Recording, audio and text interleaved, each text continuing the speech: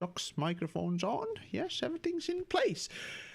So greetings, folks! It's that day again for the news of the wasted space that is the internet and the general vicinity of the solar system that we inhabit here. So, how do we start? Happy Saturday, everyone. Happy 4th of July if you're American. Oh yeah, or right. British, and America Day, right? I suppose that'd be the best thing to start with. So, Pilot, you being the resident American, will you be blowing shit up? God no. Why? Why? It's your country's, what's the point? You know, what is it? The Declaration of Independence, right? That was the 4th of July. Yes, it's Independence Day. You know, here, look, if it gives you any trouble, just remember that movie, you know, with the aliens coming down and they destroy most of the world. It's called Independence Day. It's that one's an interesting movie in multitude of ways. But, America saves the world. How can you go wrong? Well, I mean, I know how we went wrong. Virus. Yeah, here we go. So, yeah, that's... Hey, don't besmirch Jeff Goldblum. Jeff Goldblum can do anything. Okay. Oh, fair enough. And he went on from that to go become the Grand Master in an alternate dimension. I mean, how can you... The man clearly is, like, immortal. All I remember him from was obviously the dinosaur movie. Then there was the Thor Ragnarok movie. Yeah, I was going to say the Grand Master, yeah. And then he took part in voicing quite terribly, frankly, the Jurassic World Evolution. Yes, the Frontier game. I didn't see it. I honestly found his voice acting to be pretty meh. I don't like his voice work overall. He as an actor has a certain style, but yeah, he needs the mannerisms behind it in order to really sell it. I'll give you that. So, yeah. But oh well. I mean, realistically though, but if you haven't watched it, there's a show called The League. It never got particularly, super popular. Never even heard of it, so you should definitely look it up. And it's not something I would normally be interested in. The premise is just a bunch of guys doing a fantasy football league, and I don't really give a damn about sports, but it's not about that at all. It's basically just 6 friends completely fucking with each other on every deep emotional level they possibly can. All in the central premise of this, fantasy football league. And it's great. It's a wonderful show, and Jeff Goldblum makes regular appearances on it, and he really sells being a creepy weirdo. That's great. All right. Anyway, carrying on to the news, actual ones, or we got something else. Yeah, like we actually have any space news to talk about. Well, look at our topic list. Generally speaking, this sort of is a project to just sort of do a more up to date-ish, I guess, news podcasting. I usually don't do those, as in a podcast style. So let's do it. This is an experiment. Actually, which episode are we on right now? It's been a couple of months. You would know better than I would. Yeah. Honestly, it's not bad. Well, generally speaking. All right, you go first. Me? All right. So, well, I guess you know what? I'm gonna pick the visuals. So, Elite Dangerous. So, developers this week on Tuesday introduced a patch in which they said something about relogging and using the fighter to reset a subsurface deposits the deposit itself, so that you could continue mining the same rock over and over and over again. And they said that they would be, introducing some sort of a delay, or implied in a way they said that there would be some sort of a delay, that it wouldn't right away respawn or something. Basically, what they implied, that they kind of fixed it or soft nerfed the ability to do, reset on the rocks whenever you switch to fighter that is further away from your ship and back. As I demonstrated throughout this whole fucking week, setting aside myself exploding a couple of times with a full cargo, I don't know what they fixed, but it sure as fuck wasn't the subsurface deposits. So yeah, you can still do them and make quite a shit ton of credits for very, very little time spent doing it if you're smart. Even, doing the smart thing. But even if you're not doing it in a smart way, you're still gonna make more credits than fucking combat for fucking sure. So fun! Oh, it's so fun! Thanks, developers, for definitely making sure that the game is fair and balanced. That's I guess Is it fun though? Is it really? That's a good question, though, isn't it? Right? Is it fun to make easy monies, or is it actually playing the game once you don't have to worry about the easy monies in this live service garbage? Yes. Don't get me wrong. I absolutely love finding an exploit in a game and then making ridiculous amounts of money. And not necessarily exploit. People are easy to just toss out, exploit this, exploit that, and blah blah blah. No. I know. I'm not saying that this is that in this case, although it kind of is. But if I found like the Rockforth fertilizer thing, and I was making oodles and oodles and oodles and oodles of money. For context, I'm very you can buy and sell in the same station the same thing for profit, not loss. Yeah. Carry on. And I'm very okay with that. I'm happy finding a bug in a game and exploiting the hell out of it and making a good amount of money. And it's whatever. It's finding a loophole, because there's plenty of those in real life. And if you're at the right place at the right time, you can make a lot of money, and there's really no repercussions. And God's not going to come down and nerf you and take away your wallet. The government's gonna come and put you in jail for fraud. Yeah, governments are coming. Yes, watch the. Well, it depends on how much money you make. Exactly. It depends on if you make enough, then they'll reward you for finding the exploit. If you make just enough to survive, then they'll take it away. Actually, no. The funny thing is about the governments. As long as you're not making enough money for them to bother putting you in jail or what else, or dealing, by bureaucracy nonsense, they're gonna just let you do it. Honestly, it kind of makes sense, because okay, so you're literally wasting 1,000 hours of manpower, just man hours, what else, to deal with this random fucker who just found a loophole in our system, what else. And he basically makes barely, $10 or so out of it. And is it really worth it? Exactly.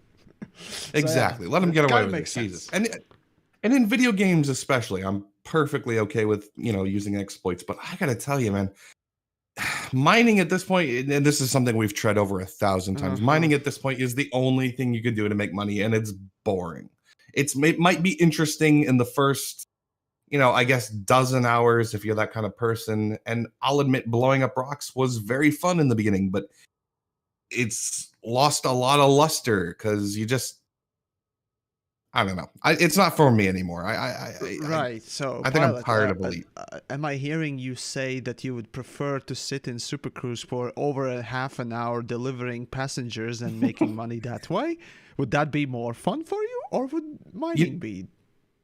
You know what? Actually, I'm going to take this opportunity I'm presenting a false equivalency here, but anyways. Yes, I know. I'm going to take this opportunity to say that I would be okay with spending an hour in Super Cruise to go deliver cargo for a good payout if I can, I don't know, teleport out of my ship and onto another ship that I own and go do something else and let, a crew member that I've hired pilot the damn thing for me and go and make money on his own and set up a loop and have an actual staff and a crew, like that other game. No. The one that nobody pays attention to. Oh, right. Now, yeah, in that one you can do it, but X4. But no, the thing is, pilot, you can do it. You at least back in the day, you could still do it, and to this day, you can still do what you just said. When you let your pilot in the lead, just go and deliver, or in the Super Cruise, go for the station which you're gonna sell it, but it takes half an hour in literal fucking real time to go there. You can do what I did back in the day. That was just play another game. like on top of Elite Dangerous. I mean, you could do that. Why wouldn't you, right? You know what? I actively know people who have 2 to 3 instances of Elite open at any given moment. And Are those botters? no, they're not botters. They're actually sitting there playing, well, relatively playing each account as it does its own thing. And I said, I can't understand why. I said, what are you doing? They're like maximizing productivity. And I went, for what? See, the problem with Elite Dangerous is that to maximize productivity, you need to micromanage a lot of little things in Elite, depending, of course, what you do. But generally speaking, you can't do triple mining thing because constantly you are doing something when you're mining. So you're actually wasting time with 3 accounts at the same time. Well, okay, you're making more credits than you would, normally do with 1 account, but it's still slower. Exactly. I'm like, what do you have, 6 arms? What are you doing? How are you doing this? There can't be any value in opening 3 accounts. And no. He goes, no. You just have to do it right. Or I guess I'm just better than you. Okay, and kiss my ass. But no, serious. And I know people who do it in Star Citizen too. I said, what the hell are you doing? It's a perfectly normal thing to do. I would take it because when you explode in a ship, I mean, what you have to do is either A, you spend the in-game credit point thingamajigs, whatever you want to call them, to get your ship back sooner, or you just wait. And in that case, I mean, 15 minutes waiting, it's no problem. So... crazy sense, man. In that case, you can just go and crash the game again, while the loading screen happens. You definitely can do many other things in Star Citizen. I guarantee you that. That right there is an over-engineered solution. If I have 3 instances of Star Citizen open and the server crashes on one of them, I still have 2 more games to play. Do the box mission. Oh no, one of my 3 things crashed. Okay, well, we still have 2 boxes. Okay. We're still good. We can keep going. Oh, fuck me. All right. Oh, that's great. So, anyways, the news piece there is that subsurface deposit resetting with a fighter still works, and I do recommend everyone just go and do it, because at this point, the more money you make, the less worrisome it will be for you in the future, and you could just go and enjoy the game, because I shit you not, you will need a lot of credits to just go and do things you potentially would like to try out, like Targoid fighting. That's personally one of my favorite things to sort of recommend for more of advanced players, or players who want to quote unquote get good or do a boss mission. It's truly wonderful, but you need credits for that, and you need also fucking personal narrative unlocks, and you need fucking engineering is another fucking anyways. Made a whole fucking video about it, so I'm not gonna even touch it anymore. Fucking hell. So yeah. I do have good news for you, though. Actually, good news for both of us, because I know we were both looking forward to it. Horizon Zero Dawn is going to be out on Steam and the Epic Store on August 7th. Yay! I definitely am looking forward to that one. I am too. I mean, it's not a spaceship thing, and I can't use it in my repertoire, but I really want to play that game. I want to hunt robotic dinosaurs, damn it. I don't know. For me, appeal is more to do with the game mechanics. As the thing is, I try and put in a bit more effort for myself as a more rounded, I suppose, gamer or knowledgeable gamer, I guess, to at least experience all types of games. And if I hadn't played back in the day, Darksiders 1, right, the game that one of my friends gave me, I wouldn't really think of third-person games something worth looking at, but because of Darksiders 1, I realized that holy fuck, those are can be really cool. All right, next I play a few other things, and hey, I played that game before it came out. I reviewed it. I got the footage for the article and the video review.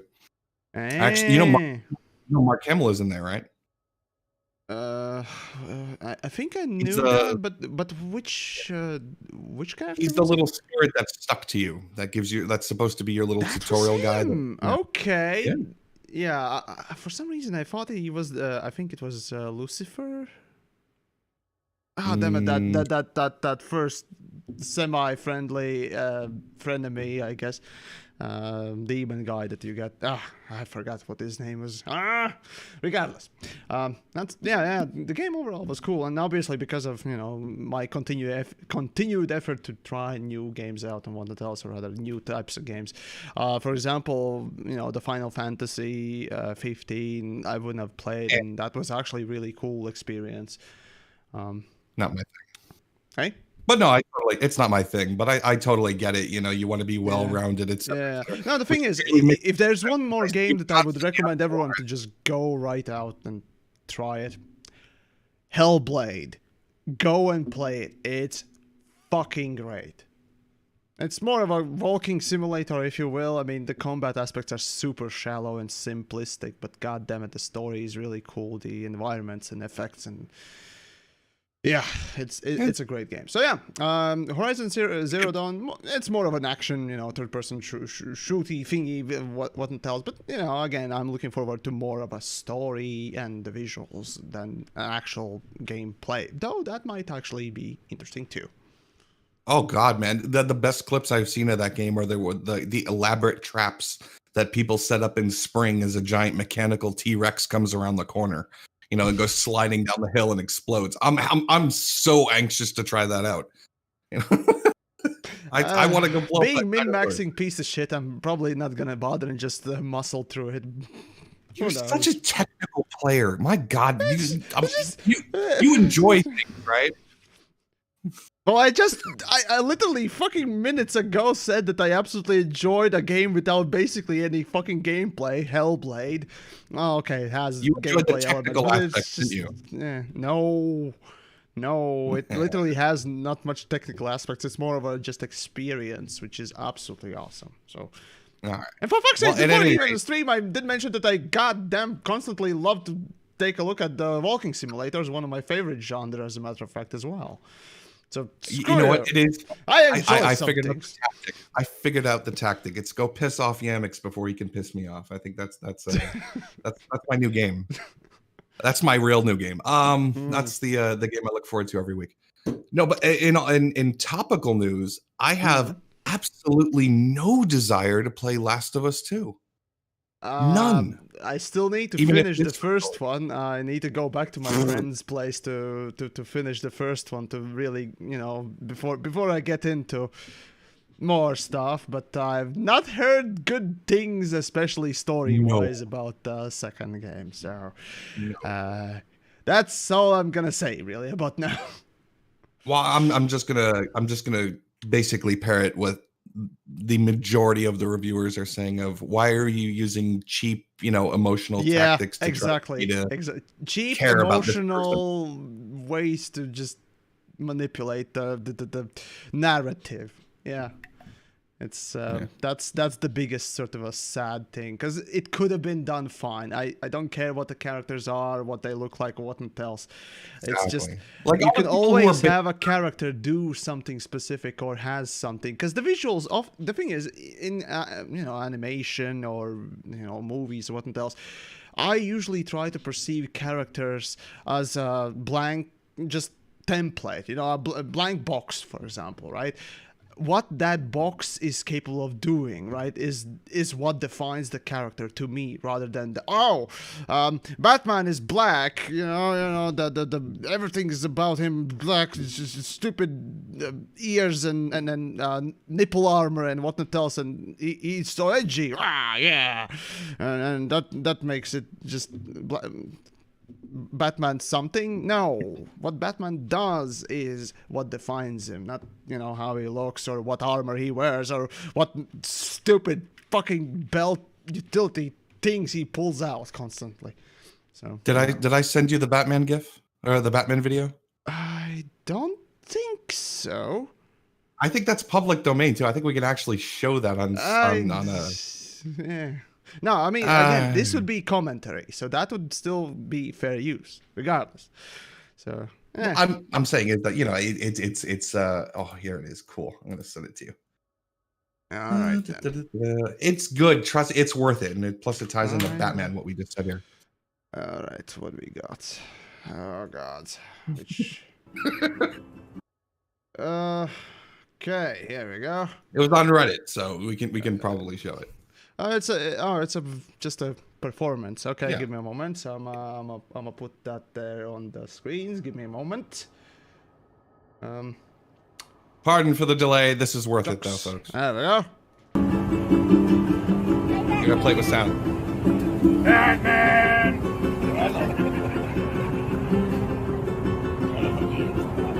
Batman!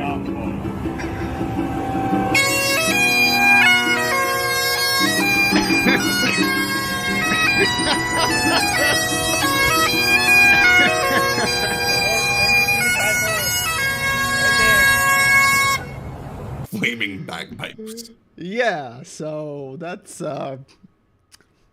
internet. That's enough internet for today, I guess.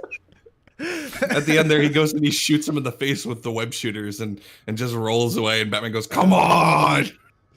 Well, there you go. All right, something then. Right. So, where was we? English very good today. Yes. You got something apparently in the new things coming out. Oh, right. We were talking about The Last of Us, right? So screw that. Let's see. Well, let's just go. Oh, right. So let's just go with this one. There is some quote-unquote rumor, or rather, well, the Twitter post by Shadow Warrior. Those of you that know the game series, might know this already, but regardless, new Shadow Warrior game is in, well, I suppose early stages of PR release, soonish, I guess. Though the thing is, I got to be starting to be a bit more worried. Yeah. See, the first Shadow Warrior game, or rather the remake that they made back in the day, overall, it was a small budget game, but it was really well done, right? All the funny bits there, like, Duke Nukem, but, Asian stuff. And then, of course, all the imaginable fucking puns with the word Wang and whatnot else in it, right? And overall, the game was nice. The first remake, right, I really liked it, and I played through it. Fair enough. And gameplay, surprisingly, being, with a melee sword thing in a lot of places, quite nice to play. The second game, though, I'm not sure what the fuck Devolver Digital did, but it's bad. In my opinion, the second Shadow Warrior was really bad. I didn't have much of the same feeling, fun, or just spirit, if you will, of the Shadow Warrior license, if you will. And it basically devolved into a massive looter shooter. Actually, not a good looter shooter, kind of a really bad and grindy looter shooter.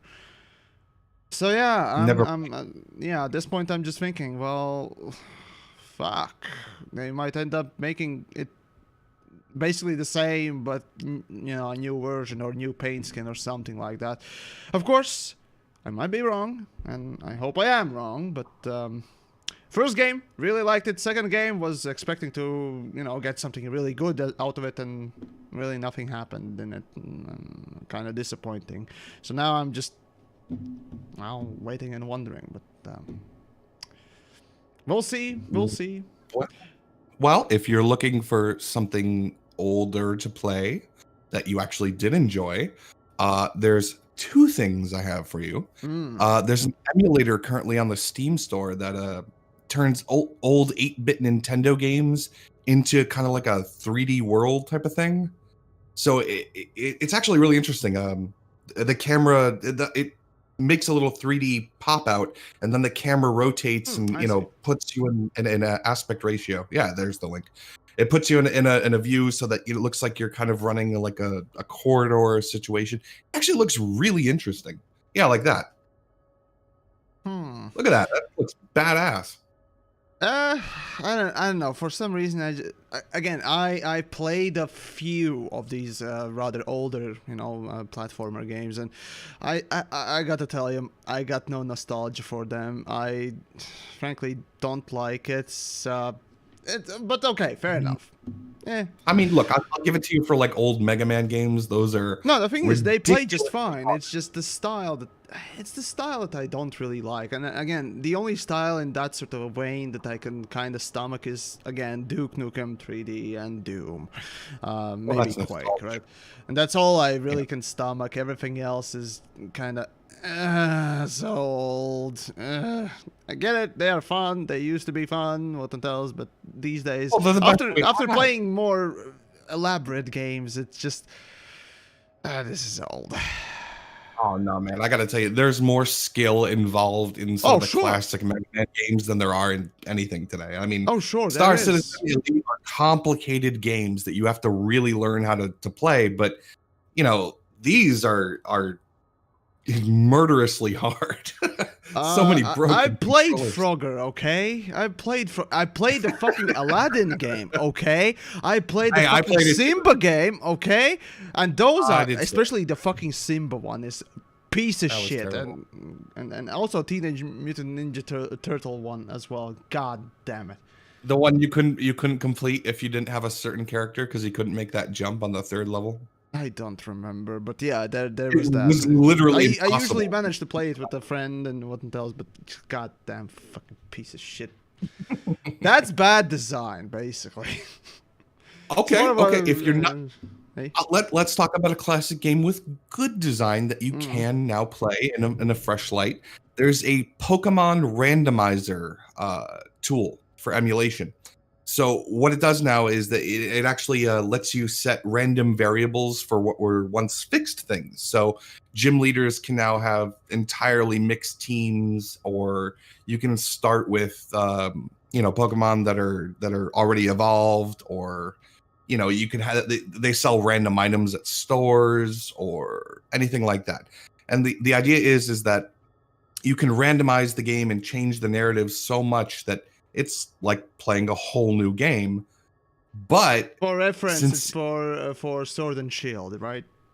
Or no, it's actually for all of them. There's versions for all of them. But all right, yeah, all right. go back and play the classics if you want. But the problem is that it does lead to kind of problems. One of the guys in that article basically talks about how he starts off with the legendary of that game, like fully decked out, like level 99, holding a master ball, this starter, and he's like, well, I mean, it's a great start, but I think it's kind of ruined the game, Yeah, it's everything's easy to do now. Well, I'll steamroll everything. Woof, woof. No, but it also includes a Nuzlocke mod if you've never played one of those. Basically, anytime your Pokemon faints, it dies. You can't use it ever again, and that's always a good challenge to play if you're looking for something to do and you're kind of Iron bored. mode sort of a thing. All right. Yeah. It's Well, actually really I fun. got to tell you, I never played any of the Pokemon games. Oh wait, no, I have. What? Yes, How is has that never played any possible? of the Pokemon games aside from the Go. Ooh, that's not that's not the same thing. I know, right? Ugh. Now the thing is, you see, YamiKs started playing games back in mid-90s, right? My first game I've ever played, as I have said multiple times, was Duke Nukem not forever, but Duke Nukem 3D. And ever since that game, basically what I played was Age of Empires 2, obviously some of the Crusader games, Half-Life, Counter-Strike, Doom, Doom 2, later of course Doom 3 and what else. I managed to focus my attention more towards driving, RTS and shooter games, mostly shooter games. But yeah, when it came to driving games, my first driving game, as a matter of fact, was Porsche Unleashed. Then, of course, Underground 1, 2, and blah blah blah, all those things. So Blah, yeah, blah. everything that is older than that is basically new to me most of the time. So yeah. I cannot tolerate the fact that you are as a technical player, as a person who has been a dev and looked at the dev behind things, you've never played Pokemon, which is surprisingly one of the most convoluted technical masterpieces ever created. We really, in Latvia, you see, at least around my surroundings, right? Relatively speaking, I really had no one who had Pokemon. In Latvia, it wasn't that widespread at all, right? We had basically very minimal amount of console stuff, as a matter of fact. You see, back in 90s, or rather early 90s, Latvia comes out of the fucking USSR finally, is independent country again. And only then we get to start to import, basically the, outside the Western stuff, as we call it, right? You know what, just for today, so there's that today, deprivation of such a more global, or I don't know, maybe more. It's not that global, I guess, but regardless. Just for today, I'm playing the America card. I don't care. You need to go play these games. You need to. You just need to. I got so many stuff to do, or so many things to already play through. God damn it, I have no patience to play old shit. So yeah. You missed out on an important addiction of our youth, man. You missed out on of your youth. For me, important youth things are Half-Life 1, Counter-Strike, basically first Counter-Strikes, fucking Duke, Need for Speed, Underground, and Underground 2, and what was it? Age of Empires, and a few other RTS games. That's my thing, right? Oh, also Heroes of Might and Magic 3, which is today, to this still fucking day, a game that I play. But anyways. Whatever, fine. Talk about your thing. Go. Do whatever you want. All right. Let's see what else we got. So for the news, those of you interested in Microsoft's Flight Simulator, a thing that I haven't reported at all yet. Obsidian has basically spammed his channel plenty with those. I would like to take a look at, but unfortunately probably won't. But until they come out in an open beta, what else? But regardless, the closed beta for there's a Flight Simulator. The Microsoft's Flight Simulator will be coming out in July 7th. So that's in a couple of days. So yeah, it's I look, I'm going to betray my namesake here. I mean, I'm literally called the pilot, but I got very little interest in Microsoft Flight Simulator. I remember playing the hell out of it in the school lab when I was a kid, but it is, aside from flying over the map and finding, where your house should be and isn't, who cares? Yeah. I mean, it's so dry. It's so dry. It's like, you need to have an arrangement with your family. Your daddy cannot be disturbed for the next 4 hours while he takes a passenger luxury liner across the Bering Strait. Bring me a glass of Chianti. No, so dry. Yeah, it's one of those quote unquote games that really I didn't ever, to this day even, still count as a game. See, for Latvia in Video Games series, I did actually load up the old, I think it was from 2004, Flight Simulator X, I think it was, or whatever Flight Simulator came out in around 2004, and it's baffling. It was absolutely baffling how horribly coded it was. How unintuitively key mapping alone was, not to mention the menus, the fucking performance, and everything. However, it's supposed to be complicated. Yeah, it was supposed to be a full-on simulator and whatnot else for training potentially and whatnot else. All right, fair enough.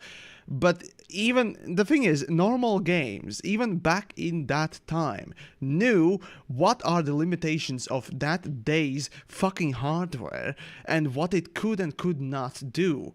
Even at the best of times, they knew also not to fuck with, single-threaded stuff too much. Otherwise, no matter how good of a PC you may get any day, it won't work well. And they just didn't care, it seems. So yeah, basically, it was a horrible experience. But however, now with the new Microsoft's Flight Sim and what else, it will boast quite the elaborate amount of things in it. True.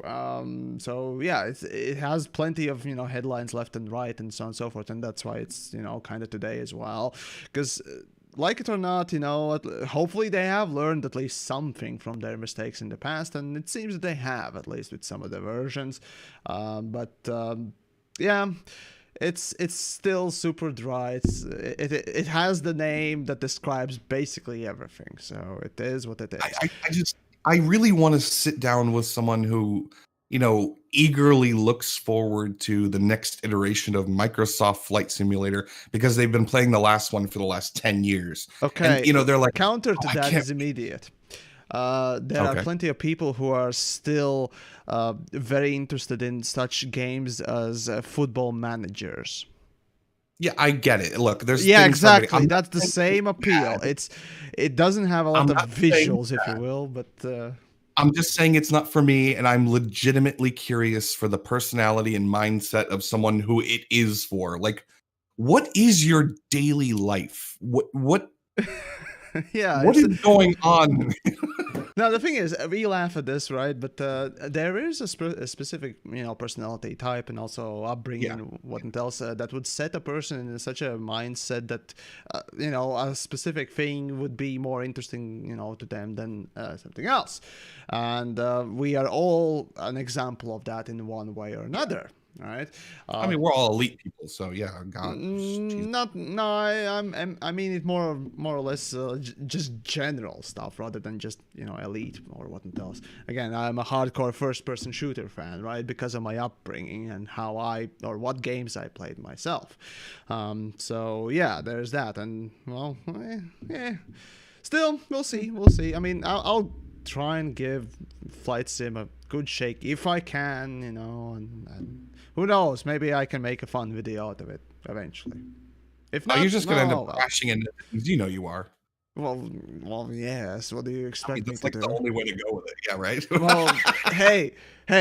I was tasked, or I would probably be tasked to deliver passengers from A to B. They didn't say that they had to be in all pieces together once they are in the destination, or in a specific shape, or in a specific configuration. So, well, yeah. I mean, what's the other angle here? Like, ooh, look at the contour lines on the ceiling of the sealant they used on the windows of this Learjet. Yeah, no, of course you're gonna crash into things. God. Well, if of course TheYamiks will find a way to actually lift off, right? Although now that I think of it, it wasn't too hard to do in Flight Sim, whatever I played, the old one. So technically I could do it. I haven't played though DCS, so who knows? But anyways, we'll see. Time will show, So, maybe your point there on the news. What what I am looking forward to? The Westworld creators are making a Fallout TV show. Oh, God. It's going to be awesome. I loved Westworld. Season 3 totally redeemed it yet, so yeah, whatever. Season 2 is terrible, but season 3 totally redeems it. And they ended it on a great note, and it was so well done. And the first season alone is enough to make me freaking buy into the premise of anything else they want to do. Jonathan Nolan is also the same guy who did Person of Interest, which if you're not, have you ever seen that one? Nope. Well, I don't know what to tell you, but Jonathan Nolan, Damon Lindelof did Westworld, and Lindelof from Lost and all those other shows too. Whatever, it's not. Okay.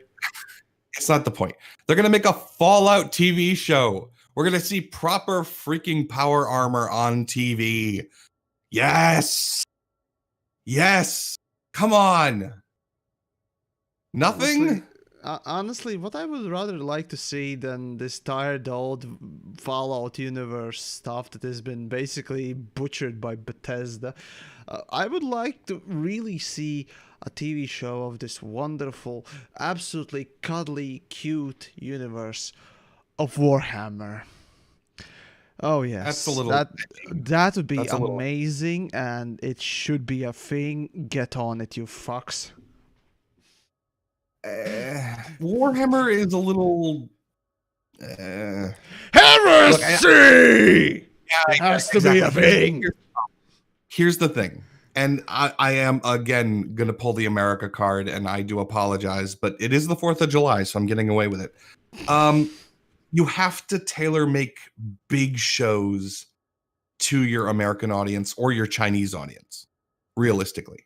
And the unfortunate truth is that a show based around religious fanatics going around and absolutely obliterating and committing genocide across the galaxy is just going to ring a little too close to home to a lot of Americans, and they're not going to watch it.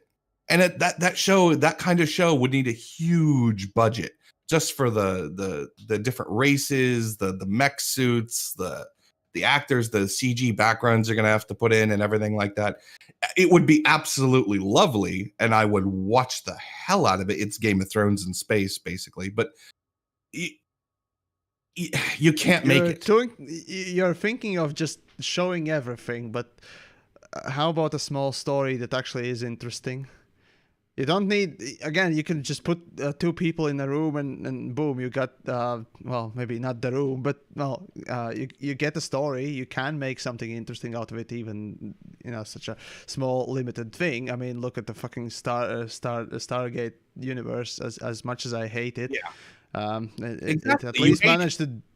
I hate it, but it's the same idea. You can make a story out of it. It can have good things in it. Just saying, you have to be smart about it. What's the point of putting a story in the Warhammer universe if you can't go over the backstory of the Warhammer universe, which is expansive and huge? You do what most TV shows do. You have one amazingly crafted episode, and every other episode is basically saving a budget for that one grand one. There you go. Okay, that's your story. That's what a lot of TV shows tend to do. So I'm just saying that Warhammer fans are the type of people who have 18 tomes of backstory and lore. They make Game of Thrones people look like novices. Okay, they have minifigs. They have minifigs. They know all the rules of all the games. They play the tabletop edition. They're aware of shared universes. If you go and you take that compendium of lore and history and story and condense it down to 3 or 4 core characters existing in that universe, you're gonna piss people off. It's a slap in the face to all the people who do know all of this storyline. And because you're not showing it. And moreover, to the people who have no idea of what the hell's going on, they're gonna turn and say, what the fuck is this place? Why does this work this way? Why is this happening? There's no answers in the episode unless you're willing to dive into that lore.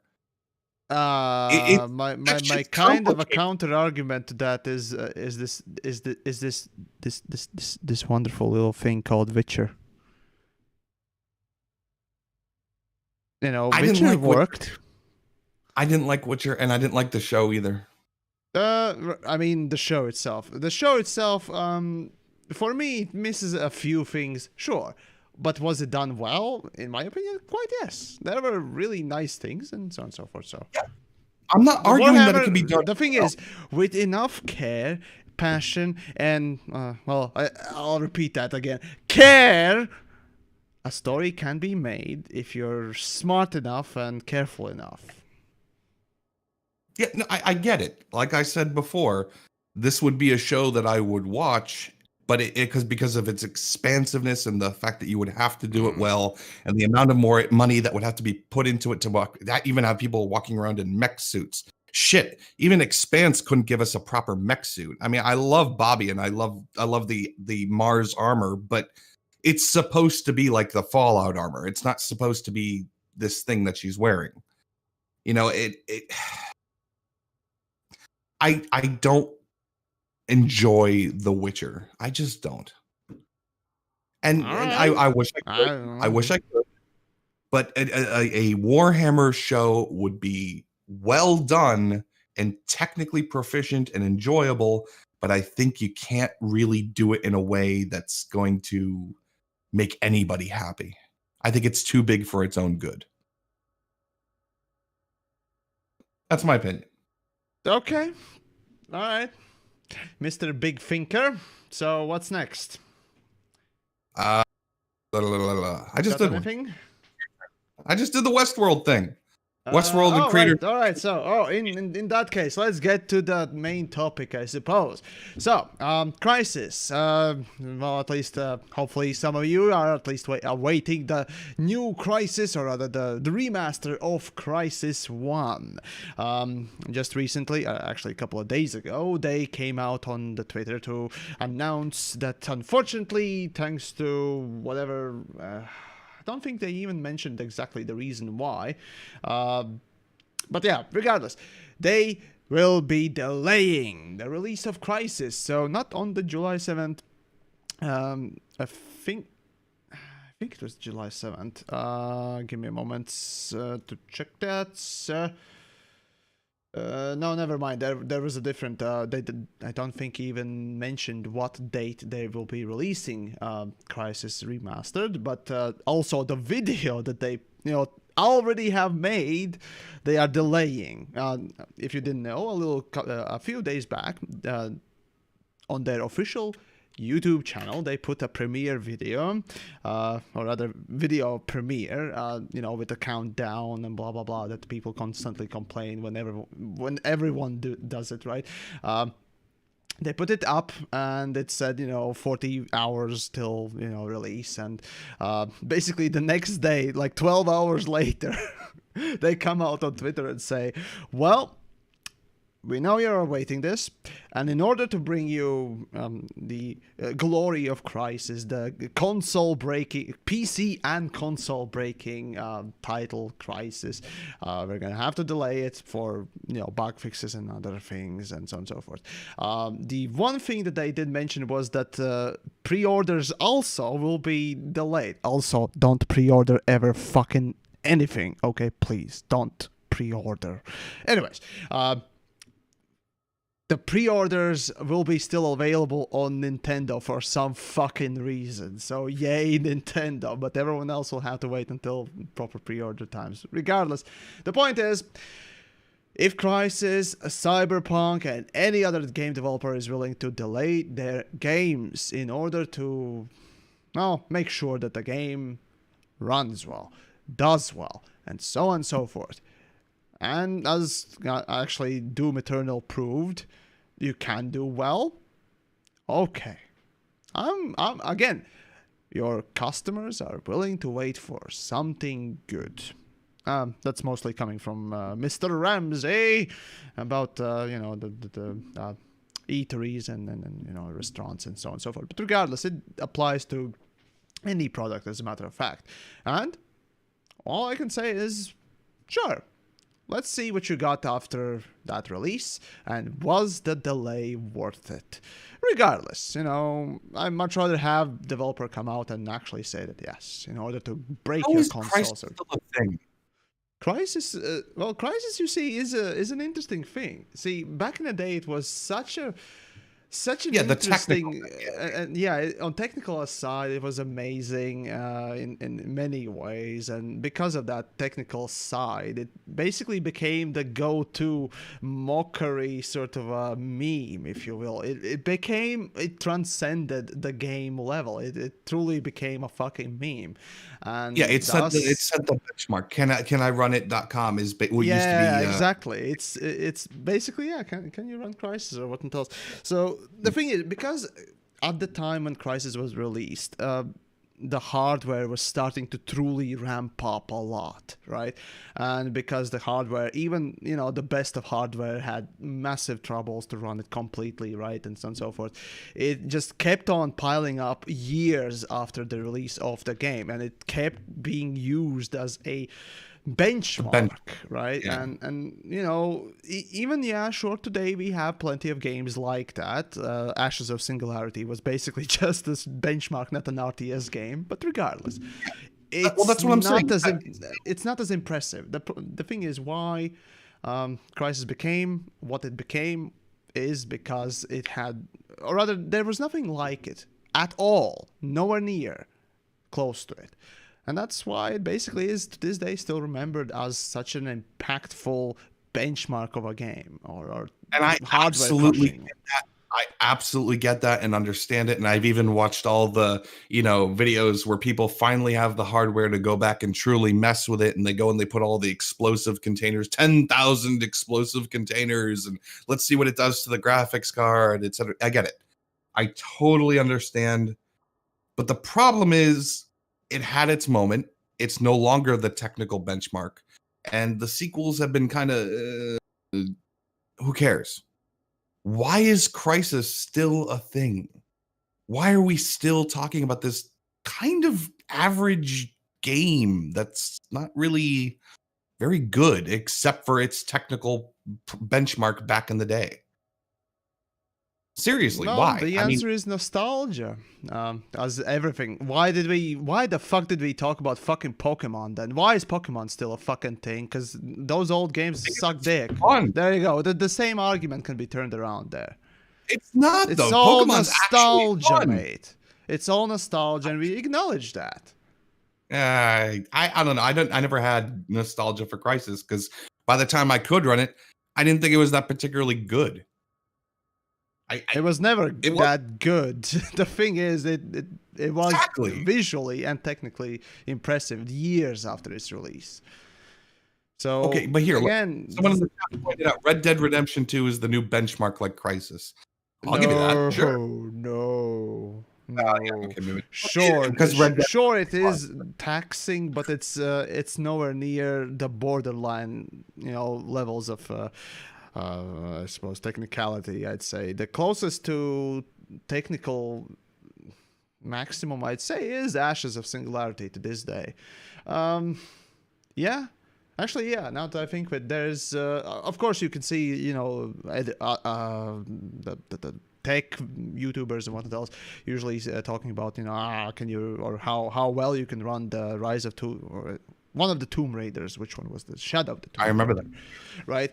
And then a few other benchmarks that constantly get used, but on the technical aspect, it's kind of hard to really, you know, really examine which is better, because again, constantly new engines or other engines can keep, you know, update or be updated and whatnot else, and thus new features get pulled in. But usually benchmarks that get remembered about their technical prowess or whatnot else are the ones that are capable of incorporating the newest graphics APIs and so on and so forth, and that's why Crysis was one of them, and as well as Ashes of Singularity, as well as actually Crysis 2 back in the day was quite a bit of a benchmark, because it was, I think, the first DirectX 11 game, that probably used tessellation and whatnot else. But regardless, anyways, I might be completely wrong on this one. Regardless,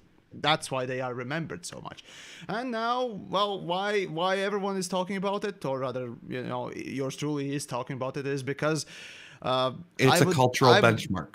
It's not only cultural benchmark, but you could say that who knows, maybe Crytek or the people who currently working on the Crysis remaster might introduce, you know, the newest APIs, the graphics APIs, in order to basically or make it into a new benchmark, essentially introducing the DirectX 12, the Vulkans, the latest version, and basically try and max it out. The hope is from a lot of people that the Crysis remaster will again become that benchmark of a thing, that thing that pushes the limit of the hardware.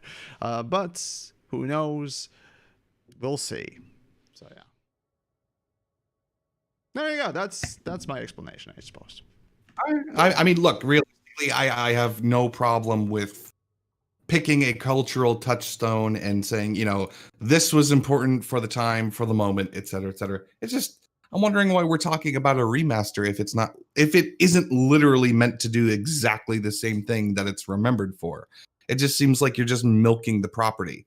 Now, you want to accuse Pokemon of milking. Let's talk about milking property. Resident Evil, how about that? And Pokemon, how about that?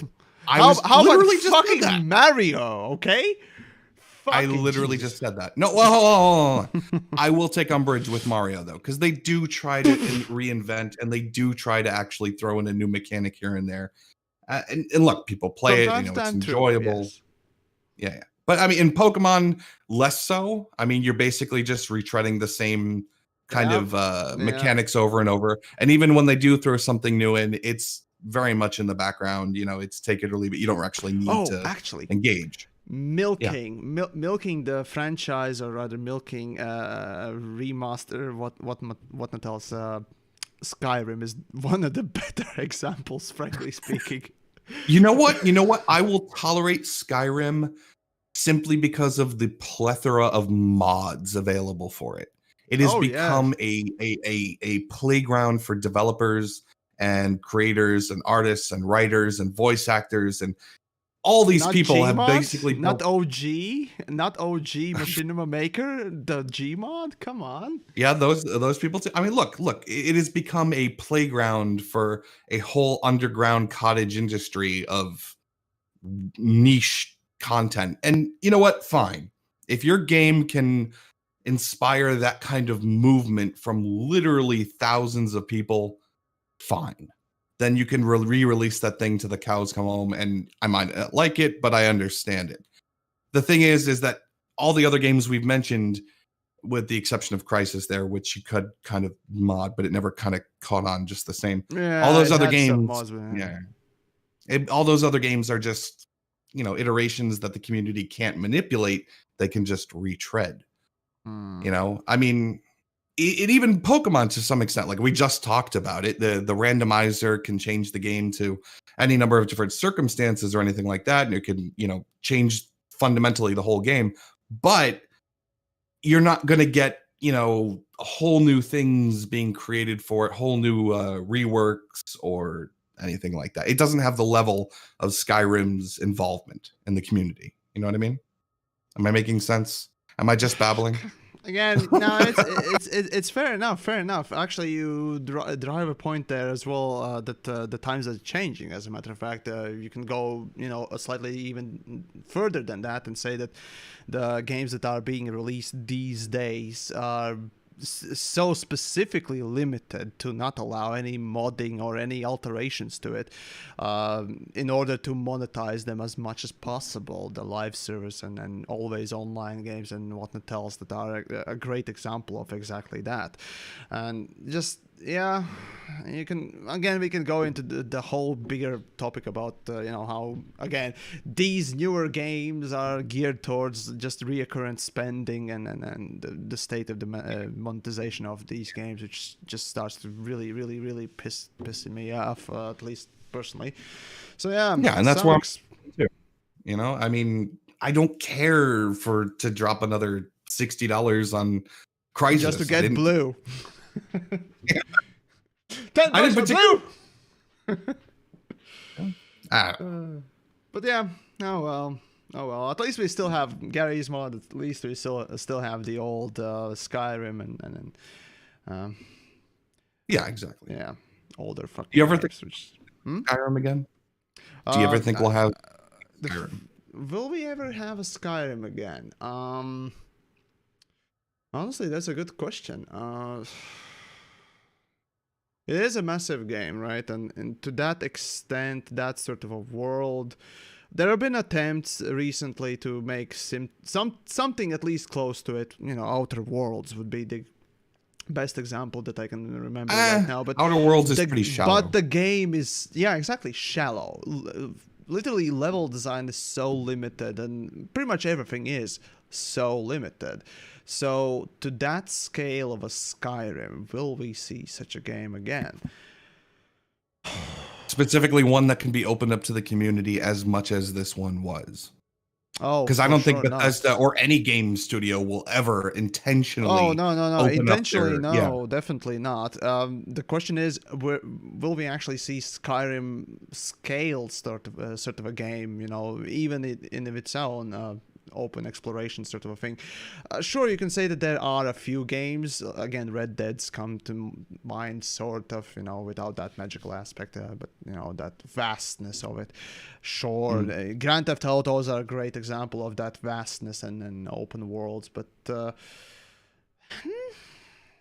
is kind of hard to say. I would like to say yes, but again, the industry is constantly trying to lock down every game as much as possible.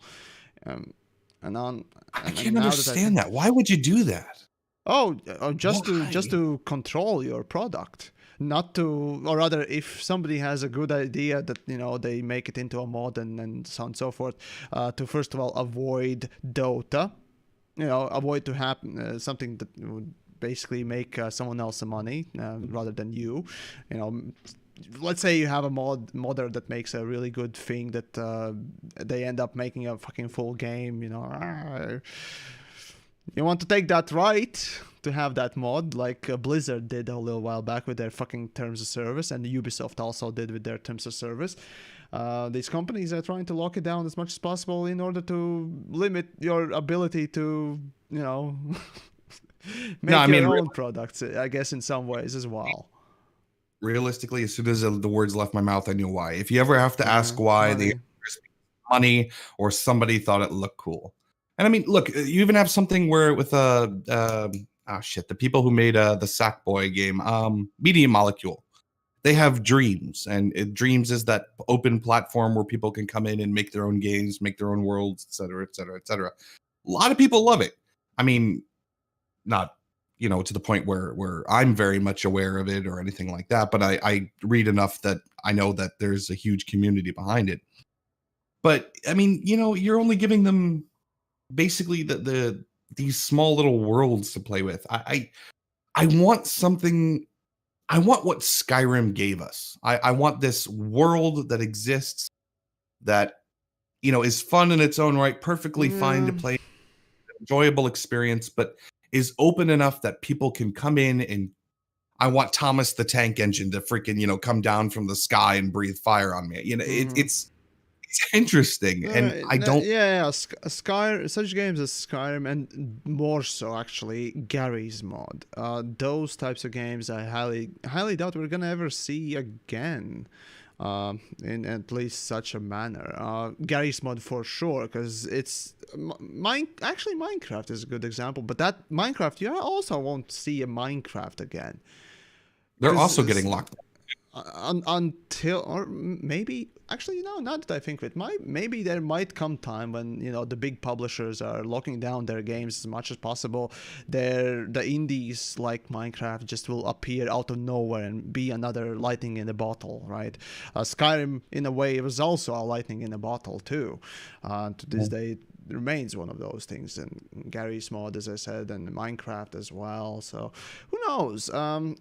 At least as long as we have people who are willing to code and try and be creative, you know, make their own games, who knows? One of these days we might end up with something interesting too that we never imagined that we wanted, obviously. So, well, here's hoping, I suppose. But until that particular day, I guess, well, it's about it on the Space Race news. It's been about an hour and something minutes, so yeah. Here's hoping for the future, and I mean, there are outliers with general community support, I suppose, even if it's not open for modding, like, again, Doom Eternal, right? And it's non-exploitative measures of just making a great fucking game. So yeah, there are still developers that care. You know what? I have had an objectively terrible week. I lost my day job. My tooth, got pulled, and then it started hurting, and something went wrong there. And I've had a really bad week. Let's end on a good note. Give me something good. Pull something out of your magic Yamiks hat and give me something to look forward to. Oh, I know. This is gonna be a great ending. Speaking of modding, one of the one of the promises that the developer made back in the day about their game was that modding will be supported. And when it comes out, it's hopefully will stand behind its claims that it will have modding, and that is Star Citizen. They promised that it would be moddable in one of their stretch goals, if I remember correctly. So, in the year 2077, maybe it'll have finally come out and it'll have modding. That might be interesting to look at. All right. You know what? So yeah, that is one of their stretch goals. Also, there's a stretch goal about pets and fucking towels and stuff. So never mind that, okay? Well, on a happy note, I'll take in the game too. We'll do that. So yeah. So there you go, folks. Something to look forward to, I guess. Right, so for the end of the stream, might as well go and read some of the generous folks who did them tips and whatnot else from super chats. I actually have only one super chat. So from Hasmango, just as the stream started, a fucking poop sticker. Thank you. Yeah.